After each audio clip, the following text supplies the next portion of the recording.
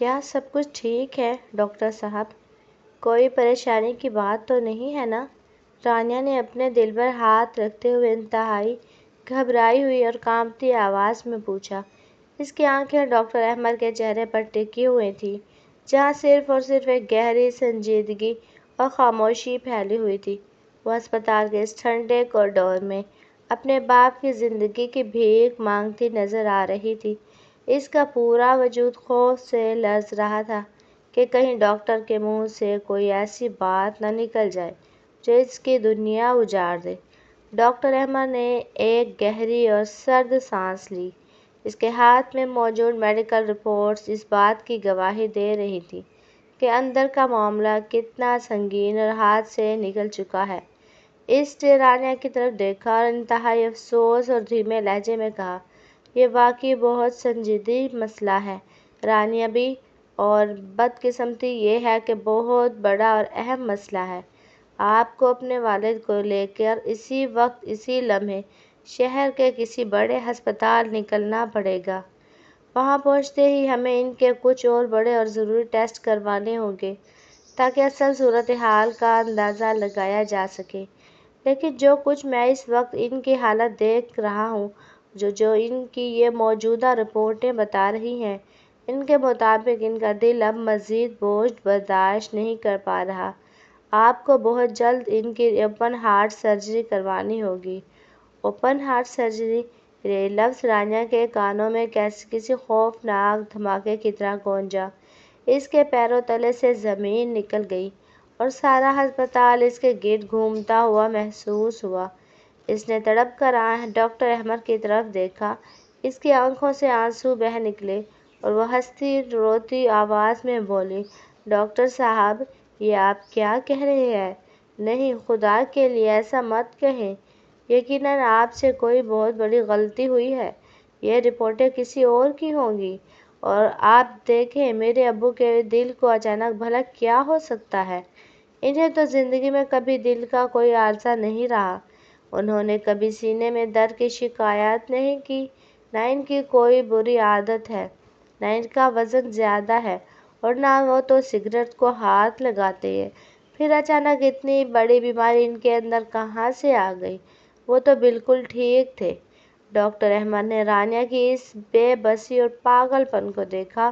اس کے دل میں ایک کسک سی ابھری، لیکن وہ ایک ڈاکٹر تھا، اسے حقیقت کا سامنا کرنا ہی تھا اور مریض کے لواحقین کو سچ بتانا ہی اس کا فرض تھا۔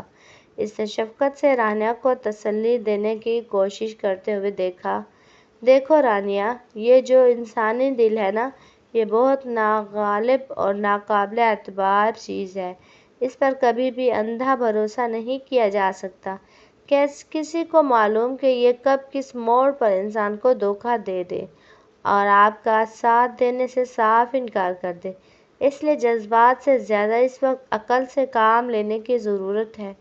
کمرے کے اندر بیڈ پر لیٹے ماسٹر افتخار نے جب باہر کوریڈور سے آتی ہوئی ڈاکٹر کی یہ باتیں سنی تو ان کی آنکھوں سے خاموشی سے گرم آنسو بہہ کر تکیے میں جذب ہو گئے۔ انہوں نے انتہائی لاچار، ضعیف اور کانپتے ہوئے لہجے میں ڈاکٹر کو پکارا، ڈاکٹر صاحب، میں اس دنیا میں بالکل اکیلا ہوں۔ میرا کوئی رشتہ دار یا خاندان نہیں۔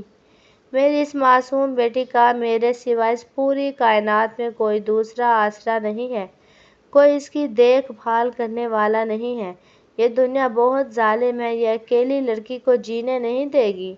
ڈاکٹر احمد نے تیز قدموں سے اندر آ کر ماسٹر افتخار کا کانپتا ہوا ہاتھ اپنے ہاتھوں میں لیا اور ان کا حوصلہ بڑھاتے ہوئے کہا، ماسٹر صاحب، آپ حوصلہ رکھیں، میری بات سنیں۔ جیسے ہی آپ کا صحیح اور مکمل علاج شروع ہوگا، سب کچھ بالکل ٹھیک ہو جائے گا۔ آپ بلا وجہ ہمت ہار رہے ہیں۔ میڈیکل سائنس نے اب بہت ترقی کر لی ہے، بس آپ خدا پر بھروسہ رکھیں۔ لیکن ماسٹر افتخار نے نفی میں سر ہلایا۔ ان کا چہرہ اپنی ذات اور اپنی زندگی سے بالکل بے نیاز ہو چکا تھا۔ انہیں اپنی موت کا خوف نہیں تھا، بلکہ اپنی بیٹی کی تنہائی کا ڈر کھائے جا رہا تھا۔ انہوں نے کہا، ڈاکٹر صاحب، بات یہ نہیں ہے، مجھے اپنی اس عارضی اور 4 دن کی زندگی کی کوئی پرواہ نہیں ہے۔ میں اپنی موت سے بالکل نہیں ڈرتا۔ میں نے زندگی دیکھ لی ہے۔ میری واحد چنتا، میری واحد فکر تو صرف اور صرف میری بیٹی رانیہ ہے۔ میں تو بس اس پاک پروردگار سے اتنی ہی دعا مانگوں گا، رات دن یہی التجا کرتا ہوں کہ وہ مجھے زندگی کی اتنی مہلت دے دے، میری سانسوں کی ڈوری کو تب تک نہ توڑے جب تک کہ میں اپنی ان آنکھوں سے اسے کسی اچھے اور شریف گھرانے میں عزت کے ساتھ بیاہ نہ دوں، اس کی رخصتی دیکھ کے اپنے فرض سے سبکدوش نہ ہو جاؤں۔ ڈاکٹر احمد نے ان کے ماتھے پر ہاتھ رکھا اور انتہائی مخلصانہ انداز میں تسلی دی۔ آپ اپنے ایمان کو مضبوط رکھیں ماسٹر صاحب، مایوسی کفر ہے، خدا نے چاہا تو سب کچھ بہت بہتر ہوگا اور وہ آپ کی یہ دعا ضرور پوری کرے گا۔ وہ مٹھی بھر انسانوں کو کبھی بے آسرا نہیں چھوڑتا۔ ہسپتال کے اس اداس ماحول سے دور، شہر کے ایک چھوٹے سے تنگ اور کرائے کے مکان کے دالان میں، جہاں رات کا سیاہ اندھیرا آہستہ آہستہ گہرا ہو رہا تھا، ماسٹر افتخار چارپائی پر بیٹھے ہوئے تھے۔ ان کا پورا وجود تھکن، بیماری اور اندرونی کرب سے چور تھا۔ انہوں نے صحن میں کھڑی رانیہ کو دیکھا جو گہری سوچوں میں گم تھی، تو انہوں نے دھیمی آواز میں پکارا، رانیہ میری بچی ادھر آؤ۔ جی ابو۔ رانیہ جو کچن کے کاموں سے فارغ ہو کر نکل ہی رہی تھی، فوراً دوڑتی ہوئی ان کے پاس آئی اور ان کے پیروں کے پاس بیٹھ گئی۔ ماسٹر افتخار نے باہر کے پرانے لکڑی کے دروازے کی طرف اشارہ کرتے ہوئے تھوڑے سخت اور فکرمند لہجے میں کہا، تم نے باہر کا دروازہ اب تک اچھے سے بند کیوں نہیں کیا؟ اسے کنڈی کیوں نہیں لگائی؟ تم جانتی ہو نا کہ یہ شہر ہمارے لیے بالکل نیا ہے، یہاں کا کوئی بندہ ہمیں نہیں جانتا، اور یہ زمانہ جس میں ہم جی رہے ہیں بہت ہی خراب ہے، بے رحم اور خطرناک ہے، کوئی بھی حادثہ ہو سکتا ہے، ہمیں اپنی حفاظت خود کرنی ہے۔ رانیہ نے اپنے ابو کے چہرے پر پھیلا ہوا خوف دیکھا تو نے مسکرا کر اپنے باپ کے کندھے پر سر رکھ دیا اور لاڈ سے بولی، لیکن ابو، میرے پاس یہاں میرا اتنا بہادر اور مضبوط باپ موجود ہے نا، میری حفاظت کے لیے۔ جب تک آپ کا یہ سایہ میرے سر پر ہے، مجھے اس دنیا میں کسی سے بھی ڈرنے کی کیا ضرورت ہے؟ آپ ہی تو میری سب سے بڑی ڈھال ہیں۔ ماسٹر افتخار کے چہرے پر ایک اداس اور تڑپتی سی مسکراہٹ ابھری۔ انہوں نے رانیہ کے سر پر شفقت سے اپنا کانپتا ہوا ہاتھ پھیرا اور بولے، بے شک میں ہوں میری جان، جب تک میری آخری سانسیں چل رہی ہیں میں تمہارے ساتھ کھڑا ہوں اور تمہاری حفاظت کروں گا، لیکن پھر بھی جب انسان دنیا سے اکیلا رہتا ہو، اس کا کوئی آگے پیچھے نہ ہو، تو اسے اپنی طرف سے ہر احتیاط کرنی چاہیے، کسی کو اور موقع نہیں دینا چاہیے۔ رانیہ کا چہرہ اچانک مرجھا گیا۔ اس نے اپنے ابو کا ہاتھ مضبوطی سے پکڑ کر کہا، ابو، جب بھی آپ اس طرح اکیلے رہنے کی یا میرے تنہا ہونے کی بات کرتے ہیں تو میرا دل اندر سے بری طرح کانپ اٹھتا ہے، مجھے سانس لینا مشکل ہو جاتا ہے، مجھے تنہائی کے اس خیال سے ہی شدید اور ہولناک خوف آتا ہے۔ خدا کے لیے آپ دوبارہ ایسی باتیں اپنی زبان پر مت لایا کریں۔ رانیہ نے ماحول کو ہلکا کرنے اور بات کا رخ بدلنے کے لیے پوچھا، ابو چھوڑیں ان باتوں کو، آج مجھے اپنی امی کے خاندان کے بارے میں کچھ بتائیں نا، میں نے کبھی ان کے کسی رشتہ دار کو نہیں دیکھا، ان کا بیک گراؤنڈ کیسا تھا، وہ کس طرح کے لوگ تھے، ان کا رہن سہن کیسا تھا؟ ماسٹر افتخار نے جیسے ہی اپنی مرحومہ بیوی کا ذکر سنا، وہ یکدم خاموش ہو گئے، ان کا پورا وجود جیسے جم گیا اور ان کی آنکھیں ماضی کے کسی ایسے گہرے، تاریک اور خونی سمندر میں ڈوب گئی جہاں صرف اور صرف درد اور پچھتاوا چھپا ہوا تھا۔ رانیہ نے ان کے چہرے کے بدلتے ہوئے تاثرات کو بہت غور سے دیکھا اور حیرت سے بولی، میرے خدایا، ابو، آپ کی امی سے محبت بھی کتنی گہری، لازوال اور سچی تھی۔ جب بھی امی کا ذکر کرتی ہوں یا ان کے خاندان کے بارے میں پوچھنا چاہتی ہوں تو آپ کی آنکھیں یا تو آنسوؤں سے بھر جاتی ہیں یا پھر آپ بالکل خاموش ہو کر کسی ایسے گہرے صدمے میں گم ہو جاتے ہیں جہاں کوئی دوسرا نہیں جا سکتا۔ میں سچی میں اس بات پر حیران ہوتی ہوں کہ امی چلے جانے کے بعد، اتنے بڑے نقصان کے بعد، آپ نے خود کو کیسے سنبھالا اور اس دنیا میں جینے کی ہمت کیسے جٹائی۔ ماسٹر افتخار نے تڑپ کر رانیہ کے معصوم چہرے کو دیکھا۔ ان کی آواز بھر آئی اور وہ روحان سے ہو لہجے میں بولے، میں صرف اور صرف تمہاری وجہ سے جیتا رہا رانیہ۔ میں نے اپنی زندگی کا ہر ایک دن، ہر ایک سانس صرف اور صرف تمہارے لیے گزاری ہے۔ تمہارا چہرہ دیکھ کر میں اپنے سارے دکھ بھول جاتا تھا۔ اور ویسے بھی عقل مند کہتے ہیں کہ ایک معصوم بچہ اپنے والدین کے ہر زخم کا مرہم ہوتا ہے۔ تم میرا مرہم ہو، میری زندگی کی اکلوتی خوشی ہو۔ رانیہ نے انتہائی اداسی سے اپنے ابو کی طرف دیکھا اور دھیمے سے بولی، مجھے نہیں لگتا ابو کہ امی کے جانے کے بعد آپ کے وہ پرانے زخم کبھی پورے طرح بھر جائیں گے۔ آپ کے دل میں کوئی ایسا راز، کوئی ایسا دکھ ضرور ہے جو آپ مجھ سے چھپاتے ہیں۔ آپ تو بس میرے لیے اب تک اپنی زندگی کی یہ جنگ زبردستی لڑ رہے ہیں۔ ماسٹر افتخار نے اس کے سر پر محبت سے بوسہ دیا، دعا دیتے ہوئے کہا، ہمیشہ خوش رہو اور سلامت رہو میری پیاری بچی۔ خدا تمہیں زمانے کی ہر بری نظر سے محفوظ رکھے۔ دوسری طرف شاہ حویلی کے پرشکوہ وسیع اور رعبدار لان میں بیگم شہناز غصے اور بیزاری سے تلملا رہی تھی۔ ان کے سامنے ان کا اکلوتا بیٹا اسفند شاہ کھڑا تھا، جو اب الیکشن جیت کر اس پورے علاقے کا بڑا وزیر بن چکا تھا، لیکن اس کی آنکھوں میں حویلی کی رونقوں اور الیکشن کی فتح کے لیے کوئی چمک یا خوشی موجود نہیں تھی۔ وہ بالکل اسپاٹ لہجے کے ساتھ وہاں کھڑا اپنی ماں کے طعنے سن رہا تھا، جیسے اس کا دل اس ماحول سے کوسوں دور ہو۔ بیگم شہناز نے اسفند شاہ کو اوپر سے نیچے تک گھورتے ہوئے انتہائی تلخ اور جلا کٹا لہجے میں کہا، اسفند شاہ، تمہیں اپنی اس پھپھو یعنی بی بی خورشید کے سوا اس حویلی میں کچھ اور دکھائی نہیں دیتا نا؟ تمہیں ہر وقت بس اسی کے دکھوں کی چنتا لگی رہتی ہے۔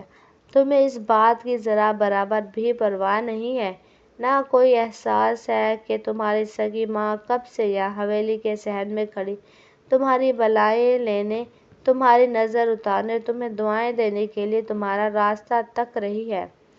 تمہیں اس عورت کے لیے تو بڑی ہمدردی جاگتی ہے جس نے خود کو پچھلے 22 سال سے اس اندھیرے کمرے میں ایک زندہ لاش بنا کر قید کر رکھا ہے، لیکن اپنی اس ماں پر کبھی ترس نہیں آتا جس نے تمہیں پال پوس کر اس مقام تک پہنچایا۔ تمہیں اس عورت کے جذبات کی ذرا بھی قدر نہیں ہے۔ اسفند نے اپنی ماں کی تپتی ہوئی باتیں سنی۔ اس نے گہری اور ٹھنڈی سانس لی اور انتہائی دھیمے مگر سنجیدہ لہجے میں کہا، موم، انہوں نے خود کو اس کمرے میں قید نہیں کیا، بلکہ اس حویلی کے حالات، یہاں کی سخت روایتوں اور اپنوں کی بے رخی نے انہیں وہاں بیٹھنے پر مجبور کیا ہے۔ اوہ، تو گویا ہم نے انہیں وہاں زبردستی بند کر رکھا ہے۔ ہم ظالم ہیں۔ بیگم شہناز نے طنز کا زہریلا تیر چلایا۔ اگر سچ پوچھو اسفند شاہ، تو وہ عورت شاہ حویلی کے ماتھے پر ایک بدنما داغ بن چکی ہے۔ اسی کی پرانی کہانیوں کی وجہ سے آج ہم باہر دنیا میں کسی شریف انسان کو منہ دکھانے کے قابل نہیں رہے۔ تمہیں ذرا برابر بھی اندازہ ہے کہ یہ باہر بیٹھے حائل جاہل لوگ اور مرزارہ ہمارے خاندانی راگ اور ہمارے نام کے پیچھے کیسی کیسی غلیظ باتیں، افواہیں اور قصے کہانیاں پھیلاتے رہتے ہیں؟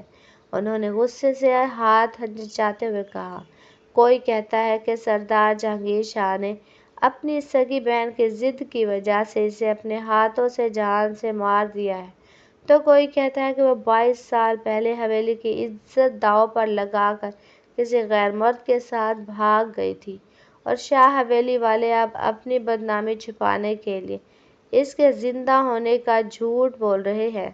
لوگ صرف ایک جھلک، ایک نظر اسے دیکھنے کے لیے یہاں حویلی آنے کے بہانے ڈھونڈتے ہیں، لیکن وہ ہے کہ کبھی اس اندھیرے کمرے سے باہر قدم نہیں رکھتی۔ تم اندازہ کر سکتے ہو کہ ان افواہوں کی وجہ سے ہمیں اس پورے علاقے میں کتنی شرمندگی اور ذلت برداشت کرنی پڑتی ہے۔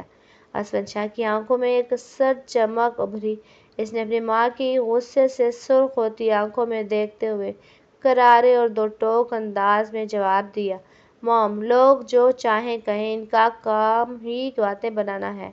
لیکن سچ تو یہ ہے، اور آپ بھی اچھی طرح جانتی ہیں کہ 22 سال پہلے بھی خورشید کے ساتھ جو کچھ بھی ہوا، وہ ایک بہت بڑی ناانصافی، ایک گہرا ظلم اور سراسر زیادتی تھی، اور یہ حویلی اس گناہ کے بوجھ سے کبھی پاک نہیں ہو سکتی۔" بیگم شہناز نے غصے سے تڑپ کر اس کا بازو مضبوطی سے پکڑا۔ "یہ تم اب کہاں جا رہے ہو؟ اسفند شاہ، ہوش کے ناخن لو۔ ہمارے تمام قریبی رشتہ دار، معززین اور علاقے کے بڑے بڑے وڈیرے تمہیں اس شاندار اور تاریخی فتح پر مبارکباد دینے کے لیے حویلی کے دیوان خانے میں پہنچ رہے ہیں۔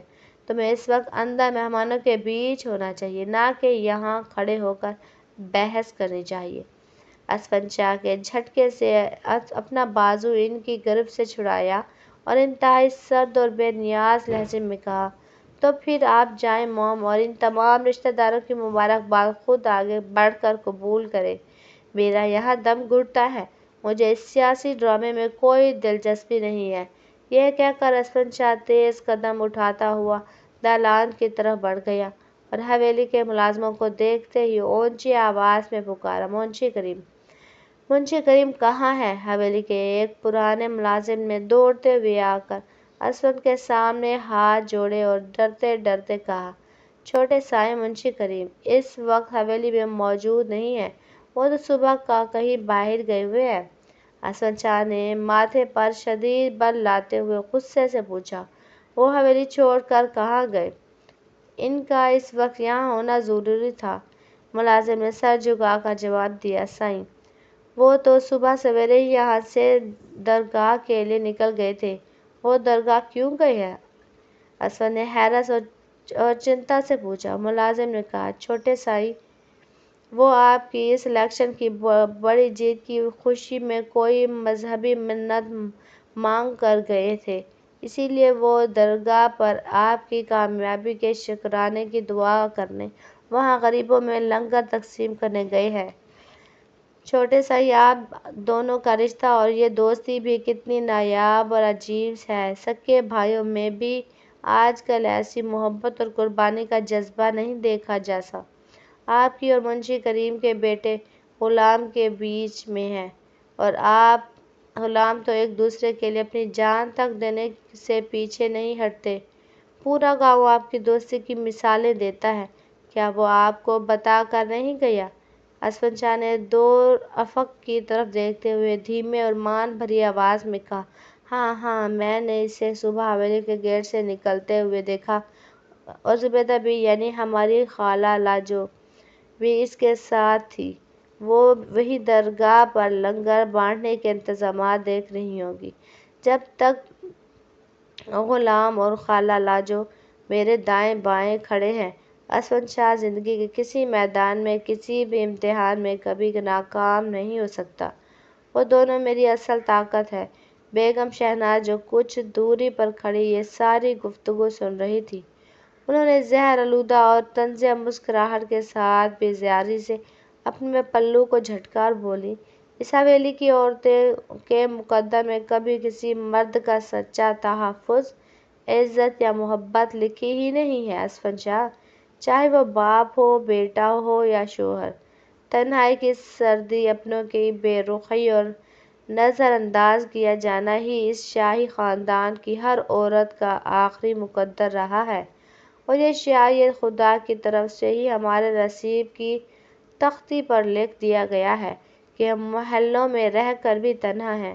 انہوں نے غصے سے تلملا کر اپنے دل کا غبار نکالا اور بڑبڑائی، "وہ غلام ضرور اسی لڑکی کو دیکھنے، اس سے ملنے گیا ہوگا جس کا عشق کا بھوت اس کے سر پر ہر وقت سوار رہتا ہے۔ اسفند شاہ تو اس غلام کے پیچھے بالکل اندھا اور پاگل ہو چکا ہے۔ اسے اب یہ بھی یاد نہیں رہتا کہ وہ شاہ حویلی کا اکلوتا وارث اور سائیں ہے، اور وہ ماں بیٹا ہمارے مزارع اور ادنیٰ نوکر ہیں۔ ان کے ہمارے سامنے کوئی اوقات یا حیثیت نہیں ہے۔ ہم اسفند پر اپنی جان چھڑکتے ہیں، اس سے اتنی محبت کرتے ہیں، لیکن وہ ہماری محبت کے آگے بالکل اندھا بن چکا ہے، اور اسے صرف نوکروں کی وفاداری نظر آتی ہے۔ بیگم شہناز کا غصہ ایک تپتی ہوئی آگ کی طرح دالان کی طرف فضا کو بھاری کر رہا تھا۔ وہ اسود شاہ کی پشت کو دیکھ رہی تھی جو بڑی بے نیازی سے حویلی کے بیرونی راستے کی طرف بڑھ رہا تھا۔ انہوں نے وہیں کھڑے کھڑے زہریلے غصیلے لہجے میں اپنے دل کی بھڑاس نکالی، "تمہیں یاد ہے نا اسود شاہ، اس درد بھرے گیت کے وہ بول جو تمہارے دل کی حالت پر بالکل فٹ بیٹھتے ہیں، جاؤ میرے دل، ان راستوں کو چھوڑ دو، یہ دنیا جھوٹی ہے اور یہاں کے لوگ چور ہیں، لیکن تم تو جیسے اپنے کانوں پر پٹیاں باندھے بیٹھے ہو، تمہیں حویلی کی بدنامی کا کوئی احساس نہیں۔" اسی وقت حویلی کے پرانے اور وفادار وزیر نے تیز قدموں سے آگے بڑھ کر اسود شاہ کا راستہ روکا اور انتہائی عاجزی سے ہاتھ جوڑ کر کہا، "سائیں، آپ ہمیشہ سے ہمارے لیے بہت اہم اور معزز رہے ہیں، لیکن اب اس بڑی وزارت اور کامیابی کے بعد آپ کی جان اس پورے علاقے کے لیے بہت ضروری اور لازم ہو چکی ہے۔ میری آپ سے ہاتھ جوڑ کر التجا ہے کہ آپ اس طرح بغیر کسی سیکیورٹی گارڈوں کے قافلے اور محافظوں کے اکیلے حویلی سے باہر قدم نہ رکھا کریں۔ آپ کی حفاظت ہمارے لیے سب سے بڑھ کر ہے۔ دشمن گھات لگائے بیٹھے ہیں۔" اسود شاہ نے وزیر کی طرف دیکھا۔ اس کے چہرے پر ایک تلخ، گہری اور طنزیہ مسکراہٹ ابھری۔ اس نے سرد اور کاٹ دار لہجے میں جواب دیا، "ڈاکٹر صاحب، ایک وزیر کی زندگی اتنی قیمتی، مقدس اور اہم نہیں ہوتی جتنی کہ اس کی عزت اور ساکھ ہوتی ہے، اور آپ تو اس حویلی کے پرانے بھید جاننے والے ہیں۔ آپ مجھ سے بہتر جانتے ہیں کہ میری ساکھ پہلے ہی باہر کی دنیا میں کتنی داغدار، بدنام اور خراب ہو چکی ہے۔ اب اس داغدار ساکھ کو بچانا، اس کی حفاظت کرنا صرف اور صرف آپ جیسے لوگوں کے ہی ہاتھ میں ہے۔" وزیر نے اسود شاہ کی آنکھوں میں جھانکتے ہوئے دھیمے اور گہرے لہجے میں کہا، "سائیں، اگر آپ برا نہ مانیں تو میرے دماغ میں ایک بہترین ترکیب ہے، میں آپ سے شیئر کرنا چاہتا ہوں۔" "کہو، کیا کہنا چاہتے ہو؟" اسود نے رک کر سردی سے پوچھا۔ وزیر نے ادھر ادھر دیکھتے ہوئے سرگوشی کے انداز میں کہا، "سائیں، وہ تاریخی اور اہم چوراہا جہاں 22 سال پہلے آپ کی زندگی کا رخ بالکل بدل گیا تھا، جہاں آپ پہلی بار اس عورت سے ملے تھے اور اس کے حسن کے سحر میں گرفتار ہوئے تھے، اب جب کہ آپ اس علاقے کے اتنے بڑے اور طاقتور وزیر بن چکے ہیں تو آپ کے لیے یہ بائیں ہاتھ کا کھیل ہے۔ آپ کیوں نہ اس چوراہے پر اپنی اس پرانی اور ادھوری محبت کی یاد میں ایک شاندار، اونچا اور یادگار مینار تعمیر کروا دیں۔ اس سے آپ کے دل کو بھی سکون ملے گا اور حویلی کا نام بھی اونچا ہو جائے گا۔" اسود شاہ وزیر کی یہ بات سن کر گہری اور تلخ سوچ میں گم ہو گیا۔ اس کی آنکھیں جیسے ماضی کے کسی دھندلے اور بکھرے ہوئے منظر کو تلاش کرنے لگیں۔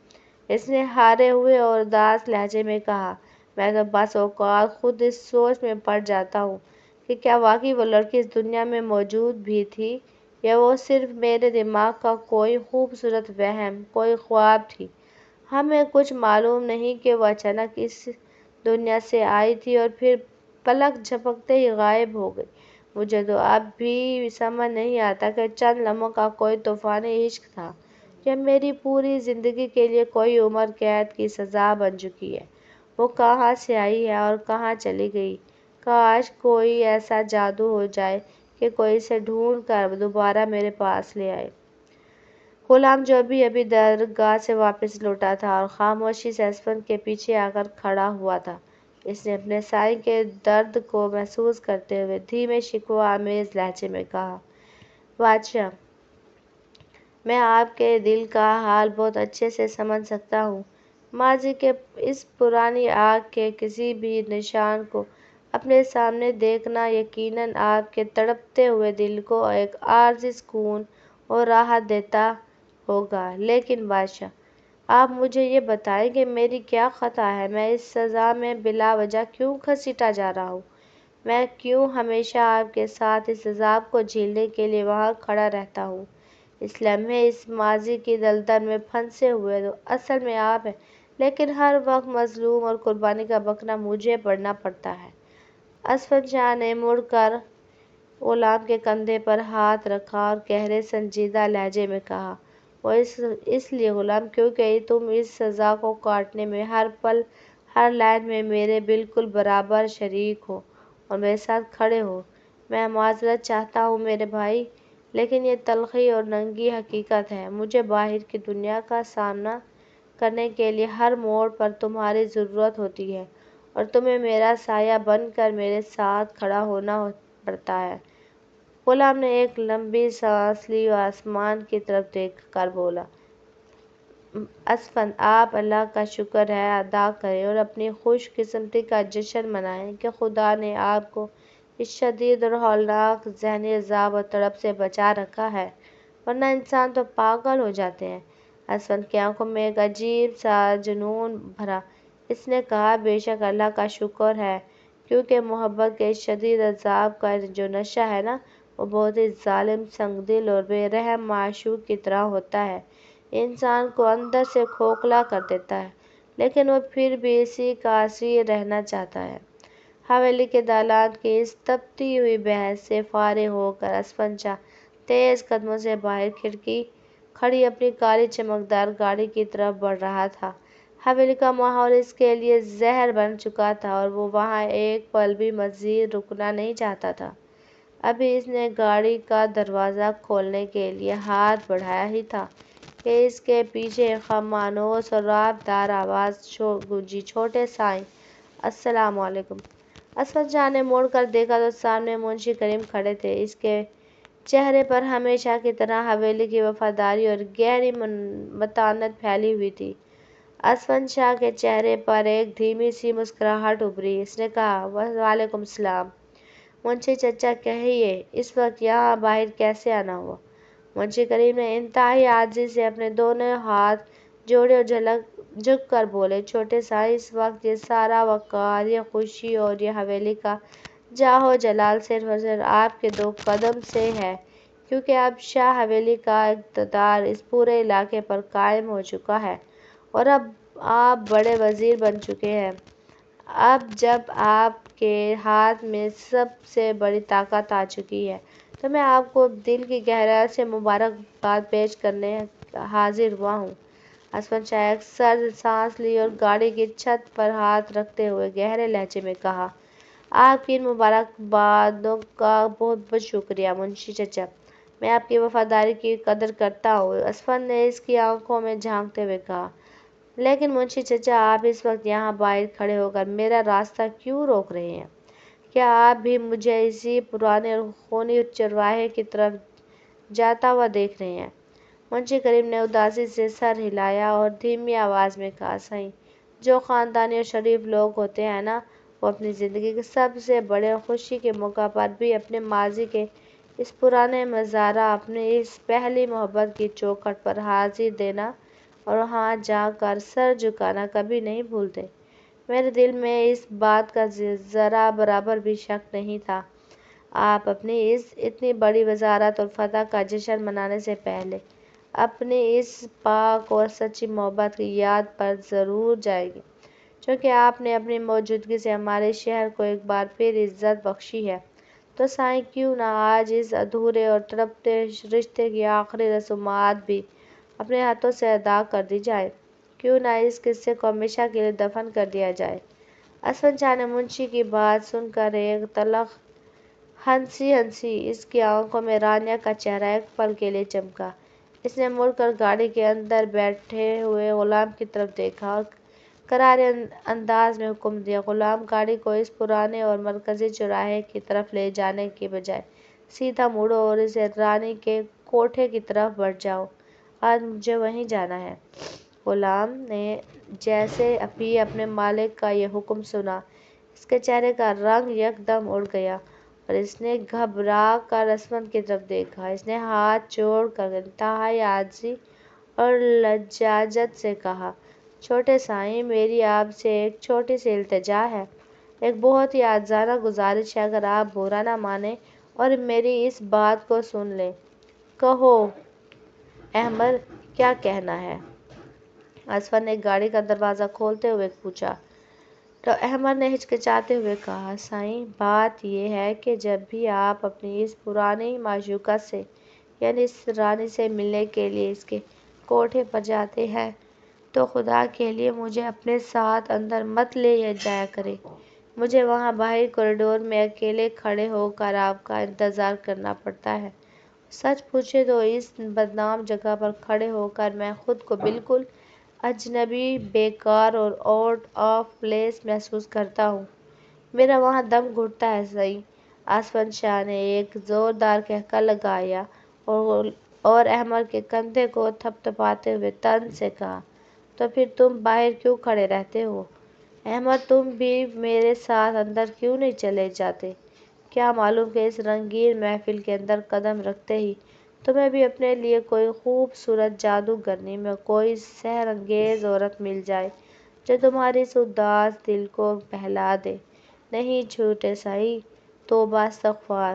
احمد نے فوراً کانوں کو ہاتھ لگایا، نفی میں سر ہلا کر بولا، میرا دل ایسی عورتوں کے لیے کبھی نہیں دھڑک سکتا جو مردوں کو اپنے جال میں پھنسانا اور انہیں اپنی طرف راغب کرنا اپنا کاروبار اور روزگار بنا چکی ہیں۔ احمد کا دل اتنا سستا نہیں ہے کہ وہ ایسی جگہوں پر باہر جائے۔ مجھے ان سے کوئی دلچسپی نہیں ہے۔ اسفند شاہ کی آنکھوں میں ایک دم سنجیدگی اور گہرائی اتر آئی۔ اس نے گاڑی کے اندر بیٹھتے ہوئے گہرے فلسفیانہ لہجے میں کہا، دیکھو احمد، اگر کوئی عورت خدا کی طرف سے حد سے زیادہ خوبصورت، سحر انگیز بنائی گئی ہو تو یہ ایک مرد کی فطرت ہے کہ وہ مقناطیس کی طرح اس کی طرف کھینچا چلا جاتا ہے۔ اس میں اس معصوم عورت کا کیا قصور؟ تم بلا وجہ سے اسے کیوں قصوروار ٹھہراتے ہو؟ یہ تو اس کے حسن کا جادو اور اس کی کشش ہوتی ہے جو ایک سخت جان مرد کے دل کی دھڑکن کو بھی تیز کر دیتی ہے۔ ورنہ تم ہی بتاؤ، اگر حسن کی یہ لو نہ ہو تو اسفند شاہ جیسا پتھر اور سنگ دل پگھل کر موم کیسے بن سکتا ہے؟ غلام نے گاڑی کا اسٹیئرنگ سنبھالتے ہوئے آئینے میں اسفند کا چہرہ دیکھا اور دھیمے سے بولا، سائیں، یہ آپ کا اپنا فیصلہ ہے اور آپ کی یہ اپنی سوچ ہے، لیکن یہ غلام کی حقیقت نہیں ہے۔ میں نے آپ سے پہلے بھی کئی بار کہا ہے اور آج پھر کہہ رہا ہوں کہ غلام کے دل میں ایسی عورتوں کے لیے جو مردوں کو اپنے حسن میں بہکاتی ہے ذرا برابر بھی کوئی پسندیدگی یا ہمدردی نہیں ہے اور نہ ہی ہو سکتی ہے۔ اسفند نے سیٹ سے پشت ٹکائی اور آنکھیں بند کر کے گنگنایا، جاؤ میرے دل، اور ان راستوں کو چھوڑ دو اور اب ڈاکٹر کو ہی اس درد کا حل ڈھونڈنے دو۔ گاڑی شہر کی تاریک، تنگ اور ویران گلیوں کو چیرتی ہوئی اس بدنام چوراہے کے پاس آ کر رکی جہاں رانی کا کوٹھا تھا۔ یہ جگہ روشنیوں اور گھنگوروں کی آواز سے گونج رہی تھی، لیکن اسفند شاہ کے لیے یہ صرف اپنی روح کی تسکین کا ایک عارضی ٹھکانہ تھا۔ اسفند شاہ جیسے ہی گاڑی سے اترا، سامنے کھڑی رانی نے اپنی چمکیلی آنکھوں، زرق برق لباس اور گہرے سنگار کے ساتھ آگے بڑھ کر اس کا استقبال کیا۔ اس کے چہرے پر ہمیشہ کی طرح ایک گہری، مصنوعی مگر دلکش مسکراہٹ سجی ہوئی تھی۔ رانی نے جھک کر آداب کیا اور انتہائی لچکدار اور سحر انگیز آواز میں بولی، السلام علیکم چھوٹے سائیں، میں تو ابھی اس خلوت میں بیٹھ کر تنہائی کے اس گوشے میں صرف اور صرف آپ ہی کے بارے میں سوچ رہی تھی، اور دیکھیں قدرت کا کیا کرشمہ ہے کہ آپ میرے سامنے آ کھڑے ہوئے۔ اگر آج کی اس سہانی اور بھیگی رات میں نے اس پاک پروردگار سے آپ کے سوا کچھ اور بھی مانگا ہوتا تو میرا پکا یقین ہے کہ میری وہ مراد بھی ضرور پوری ہو جاتی۔ آپ کا یہاں آنا میری تقدیر بدلنے کے برابر ہے۔ اسفند شاہ نے اسے بغیر کوئی جواب دیے سرد اور بے نیازی نظروں سے دیکھا اور اندر کمرے کی طرف بڑھ گیا جہاں مخملی قالین اور گاؤں تکیے لگے ہوئے تھے۔ رانی اس کے پیچھے آتے ہوئے اس کے حد سے زیادہ اداس، گمسم، بوجھل چہرے کو دیکھ کر حیرت سے بولی، چھوٹے سائیں، میں تو بعض اوقات خود کو اس گہری سوچ میں پڑ جاتی ہوں کہ جب آپ جس لڑکی کے عشق میں رات دن تڑپتے ہیں، جس کے فراق میں سسکتے ہیں، یا واقعی اس دنیا میں زندہ بھی ہے، یا وہ کب کی اس فانی جہاں سے رخصت ہو چکی ہے۔ رانی کی یہ کڑوی، تیکھی اور تلخ بات سن کر اسفن شاہ کا چہرہ غصے، انار تڑپ سے یکدم سرخ ہو گیا، جیسے کسی نے اس کے تڑپتے ہوئے زخم پر ابلتا ہوا تیزاب ڈال دیا ہو۔ لیکن وہ اپنے بکھرے ہوئے جذبات کو قابو میں رکھتے ہوئے کمرے کے وسط میں رکھے صوفے پر بیٹھ گیا۔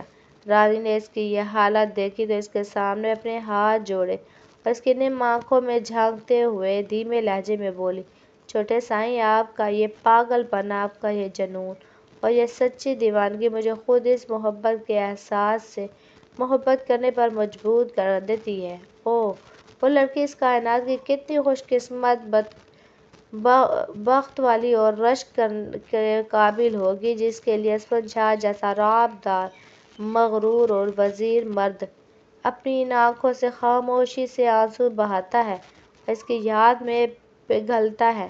اس نے ایک سر سانس لی اور اپنے دل پر ہاتھ رکھ کر انتہائی دھیمے سے کہا، سائیں، اس دنیا میں ہزاروں لاکھوں عورتیں ایسی ہیں جو صرف ایک ایسی محبت بھر نظر، ایک ایسے پیار بھر لمس کے لیے ترستے ترستے بوڑھی ہو جاتی ہیں، لیکن ان کا مقدر نہیں ہو جاگتا۔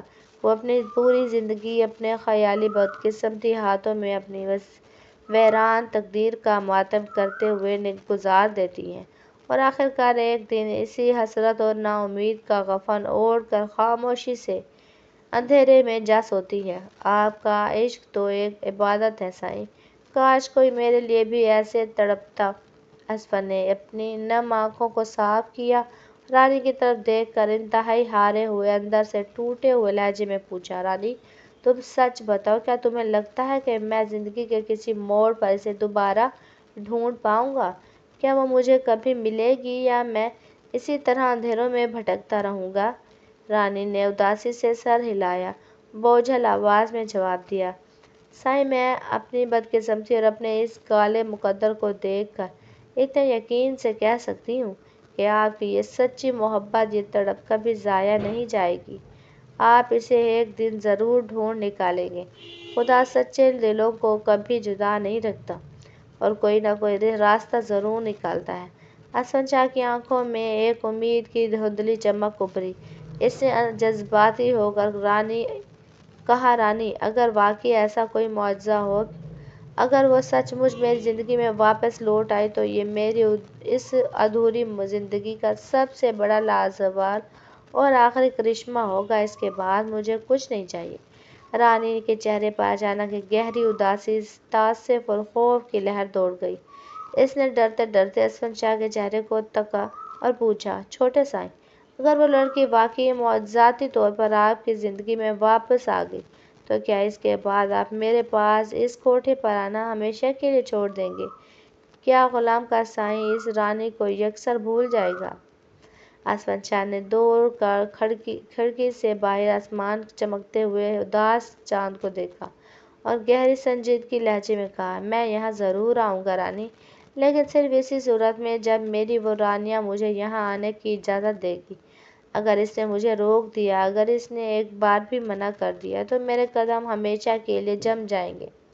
رانی نے ایک تلخ اور طنزیہ ہنسی ہنستے ہوئے کہا، سائیں، وہ بھلا آپ کو ایسی بدنام جگہ پر آنے کی اجازت کیوں دینے لگی؟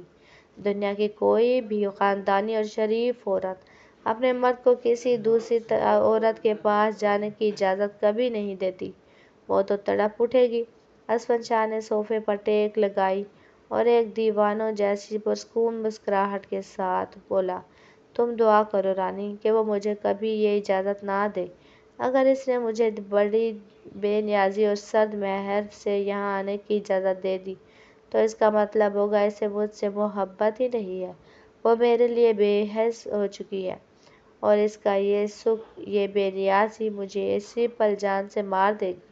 میں تو چاہتا ہوں کہ وہ مجھے اپنی محبت کے 100 پردوں کے پیچھے چھپا کر رکھے، وہ اس دنیا کی ہر عورت سے میرے لیے حسد کرے، مجھ پر صرف اور صرف اپنا حق سمجھے۔ رانی نے حقیقت اور حیرت سے اپنے ہاتھ اٹھائے، خدا کرے آپ سے اسی شدت، اسی تڑپ اور اسی جنون کے ساتھ محبت کرے جس طرح آپ کا یہ دکھتا ہوا دل اس کے لیے ہر پل دھڑکتا ہے۔ اس سے دیوانہ پر لگی گھڑی کی طرف دیکھا اور دھیمے سے کہا، سائیں رات بہت زیادہ بھیگ چکی ہے، چاروں طرف سناٹا ہے، آپ ویسے بھی واپس جا کر گیسٹ ہاؤس میں ہی سوئیں گے، تو کیوں نہ آج کی یہ رات آپ یہیں آرام کر لیں، میں آپ کی خدمت کے لیے تیار ہوں۔ ہرگز نہیں، اسفند شاہ نے فوراً سختی سے انکار کرتے ہوئے کھڑے ہو کر اپنے کپڑے درست کیے۔ جس دن میں اپنی اس رانیہ سے دوبارہ ملوں گا، میں اس کی پاک آنکھوں میں آنکھیں ڈال کر اس کا نازک ہاتھ اپنے ہاتھوں میں لے کر یہ سچی قسم کھانا چاہتا ہوں کہ جس پل سے میں نے اپنا یہ دل اس کے نام کیا ہے، اس دن سے لے کر آج تک میں نے کسی دوسری عورت کے وجود کو چھوا تک نہیں، نہ ہی کسی دوسری عورت کو اپنے جسم کو ہاتھ لگانے کی اجازت دی ہے۔ میں اسے ایک ایسی محبت کا تحفہ دینا چاہتا ہوں جو بالکل پاک، خالص اور کامل ہو۔ رانی نے تڑپ کر اسفند کا راستہ روکا۔ اس کی آنکھوں میں سچے آنسو تھے۔ سائیں، کیا میں آپ کی نظر میں اتنی زیادہ بدصورت، گناہ گار اور حقیر ہوں؟ آپ مجھے چھونا بھی نہیں سمجھتے؟ اگر آپ کو مجھ سے اتنی ہی نفرت اور کراہت ہے تو پھر آپ ہر بار یہاں کیوں چلے آتے ہیں؟ اسفند شاہ نے اس کے کندھے پر ہاتھ رکھا، نرمی سے سمجھاتے ہوئے کہا، برائیاں اور گناہ کبھی کبھی ایک جھٹکے میں نہیں چھوٹے ہوتے رانی۔ انسان کو ان دلدلوں سے نکلنے کے لیے آہستہ آہستہ اپنے قدم پیچھے ہٹانے پڑتے ہیں۔ پہلے میں شراب چھوڑی، اب میں نے یہاں آنا کم کیا، اور تم جانتی ہو کہ اس کے بعد اگلا قدم کیا ہوگا۔ کیا ہوگا سائیں؟ رانی نے بے تابی سے پوچھا۔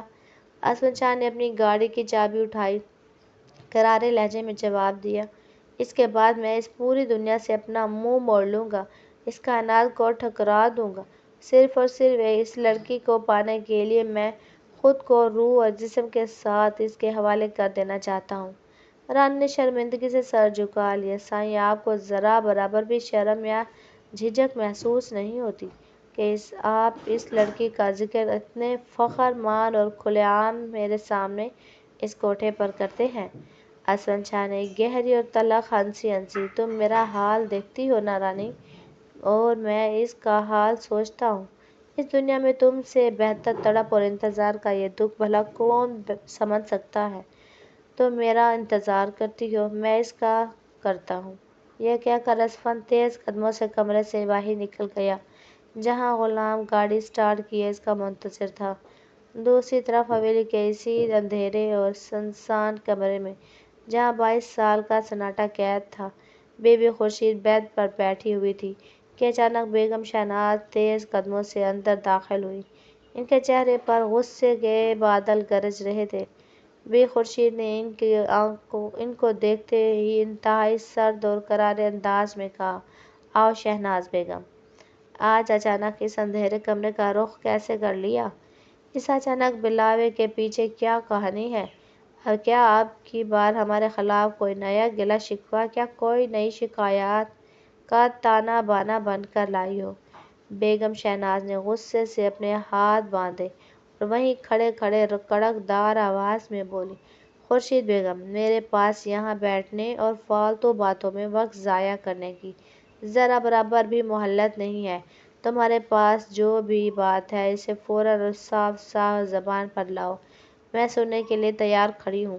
بی خورشید نے پیار سے سامنے رکھی کرسی کی طرف اشارہ کیا، پہلے یہاں آ کر میرے پاس سکون سے بیٹھو شہناز، ہمیں ایک دوسرے کے سامنے بیٹھ کر بہت سنجیدگی سے دل کی باتیں کرنی ہیں، پرانے حساب بے باک کرنے ہیں۔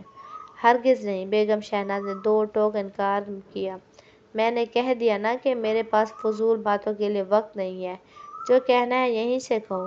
بی خورشید کی آنکھوں میں ایک گہرا طنز ابھرا، انہوں نے کہا، صاحب جان، تم اسفند شاہ کی سگی ماں ہو، اور ایک ماں ہونے کے ناطے تمہیں اس کے دل کا سہارا، اس کا لنگر ہونا چاہیے تھا، تاکہ وہ زندگی کے طوفان میں سنبھل سکے۔ لیکن اس کے برعکس تم نے اسے بالکل اکیلا چھوڑ دیا کہ وہ اپنی زندگی کی کشتی کو حالات کے رحم و کرم پر چلاتا پھرے۔ تم نے اس کی کوئی پرواہ نہیں کی۔ بیگم شہناز یہ سنتے ہی تڑپ اٹھی اور چلائیں، خورشید، اسفند شاہ میری ذمہ داری، یہ میرا خون ہے، جس دن سے اس نے اس دنیا میں آنکھ کھولی ہے، اس کے بچپن سے لے کر اس کی جوانی تک، اس کی زندگی کے ہر اچھے اور برے وقت میں، ہر اونچ نیچ میں چٹان کی طرح اس کے ساتھ کھڑی رہی ہوں۔ تم خود پچھلے 22 سال سے اس اندھیرے کمرے کے اندر خود کو بند کر کے دنیا سے کٹ کر بیٹھی ہوئی ہو۔ تمہیں بھلا اس بات کا کیا علم اور کیا اندازہ ہوگا، میرے اور میرے بیٹے اسون کے بیچ کیسی گہری محبت اور کتنا مضبوط رشتہ ہے۔ تم ہمارے بیچ بولنے والی کون ہوتی ہو؟ بے خورشید نے ایک گہری اور تلخ ہنسی ہنسی۔ ان کا پورا وجود ماضی کے زخموں سے تڑپ اٹھا۔ انہوں نے بیگم شہناز کی آنکھوں میں آنکھیں ڈال کر کہا، ہاں شہناز بیگم، میں پچھلے 22 سال سے اسی ایک کمرے کے اندر قید ہو کر سڑ رہی ہوں اور اپنی زندگی کے دن پورے کر رہی ہوں، لیکن کیا تم نے یا اس حویلی کے بڑے ملک نے کبھی ایک پل کے لیے بھی یہ سوچنے کی زحمت کی ہے کہ آخر کیوں؟ کیا کبھی تمہارے دماغ میں یہ سوال ابھرا ہے کہ میں کیوں 2 دہائیوں سے اس تنہائی کے جہنم کو بھگت رہی ہوں؟ ان کی آواز میں 22 سال کا جمع شدہ غصہ ابھر آیا۔ یہ سب اس لیے ہے شہناز کیونکہ اس شاہی حویلی کی پرانی جابرانہ فرزندوں، روایتوں اور قانون نے مل کر میرے خلاف ایک گہرا گٹھ جوڑ دیا تھا اور مجھے اس پنجرے میں قید کر دیا۔ یہ قید، میری یہ بدنامی اور یہ ہولناک سزا صرف اور صرف اس لیے ہے کیونکہ میں نے اس حویلی کے جابرانہ نظام کے خلاف بغاوت کرنے کی اجازت کی تھی۔ میں نے اپنے حق کے لیے آواز اٹھائی، میں نے اپنی مرضی سے اپنی ایک الگ دنیا اور زندگی بسانے کی کوشش کی تھی، جس کا جرمانہ میں آج تک بھر رہی ہوں۔ بیگم شہناز نے غصے سے تپتے ہوئے لہجے میں ان کی بات کاٹتے ہوئے کہا، تو یہ اس بغاوت کی قیمت ہے خورشید، جو راستہ تم نے خود اپنے لیے چنا تھا جب تم نے خود حویلی کی عزت کو داؤ پر لگایا، تو اب تمہیں اس حویلی کے اصولوں اور یہاں کے نظام کے خلاف اتنی غلیظ باتیں کرنے کا کوئی حق نہیں ہے۔ تم اپنی بربادی کی ذمہ دار خود ہو۔ بے خورشید کھڑی ہو گئی، ان کا چہرہ انا اور جلال سے سرخ ہو گیا۔ اس نظام کے خلاف نہ بولو، یہ نظام، یہ جسے سردار جہانگیر شاہ نے اپنے ظلم سے کھڑا کیا تھا، ایک ایسی ظالم دنیا جہاں کسی بھی عورت کی آواز کو اسی لمحے بڑی بے رحمی سے دبا دیا جاتا ہے جب وہ اپنے حق کے لیے زبان کھولتی ہے، جہاں ایک عورت کی سوچ، اس کی رائے اور اس کی خوشیوں کا گلا گھونٹ دیا جاتا ہے۔ یہ وہی نظام ہے جس نے میری تمام خوشیوں، میرے ارمانوں، میرے خوابوں کو ان 4 دیواروں کے اندر ہمیشہ کے لیے دفن کر دیا، مجبور کر دیا ہے۔ تو پھر تم ہی بتاؤ شہناز، میں ایسے جابرانہ اور وحشی نظام کو بد دعا نہ دوں تو کیا کروں؟ بیگم شہناز نے اپنے کانوں پر ہاتھ رکھتے ہوئے کہا، بس کرو خورشید، بہت ہو گیا۔ میں تمہارے ساتھ ماضی کے ان مردہ قصوں کو دوبارہ نہیں کھودنا چاہتی۔ یہ تمہارا اور سردار جہانگیر شاہ کے بیچ کا معاملہ ہے، وہی اس کا فیصلہ کریں گے۔ جہاں تک میرے اسون شاہ اور اس کی خوشیوں کا تعلق ہے، تو میں نے اس کی خاطر زندگی میں ایسی قربانیاں دی ہیں جن کا کوئی حساب نہیں ہے۔ یہ تو میری بدقسمتی اور ایک رونے کا مقام ہے کہ میرا بیٹا اسون شاہ آج تک میری ان قربانیوں اور محبت کی گہرائی کو کبھی سمجھتا ہی نہیں ہے۔ بے خورشید نے طنز سے سر ہلایا۔ قربانیاں؟ ہاں، شاید تم نے دی ہوں گی شہناز، لیکن کڑوا سچ تو یہ ہے کہ اسون شاہ کو اس وقت تمہاری ان بناوٹی باتوں، دکھاوے سے زیادہ تمہاری سچی موجودگی اور ماں کی ممتا کی ضرورت ہے۔ تمہاری اس سرد مہری، تمہارے اس تکبر اور نظر انداز کرنے کی عادت نے اسون کے معصوم دل پر ایک ایسا گہرا ہولناک زخم چھوڑا ہے جس کے وجود کا شاید تمہیں خود بھی اندازہ نہیں ہے، اور وہ بیچارہ اندر سے بالکل اکیلا ہو چکا ہے۔ یہ کہتے کہتے بے خورشید کا سانس پھولنے لگا اور وہ نڈھال ہو کر پیچھے گر گئیں۔